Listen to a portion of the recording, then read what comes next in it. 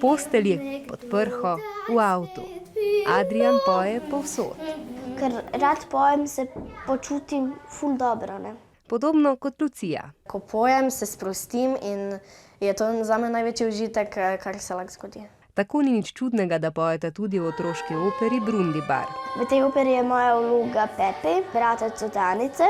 Ker je naša mamica bolna, hočeva iti na tržnico in kupiti mleko za mamo, da bi se pozdravila. Tam pa nas pač napade Brundibar. Brundibar je pravzaprav prispodoba in v resnici predstavlja enega najbolj negativnih likov v zgodovini, Adolfa Hitlerja. V operi je pet drugače, bolj tako gledališko, delamo gibe in te stvari.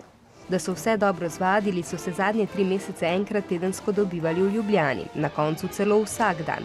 Lucija se je vozila iz Maribora. V avtu pa sem se pogovarjala z mamo, prebirala revije, včasih tudi kaj po telefonu štrkala. A to ji ni bilo težko, saj bi bila rada operna pevka, ko odraste. Tako visoki toni so in jaz zelo rada pojem visoko, ker tudi pridem do teh višin. Adrian pa bi rad postal pop pevec.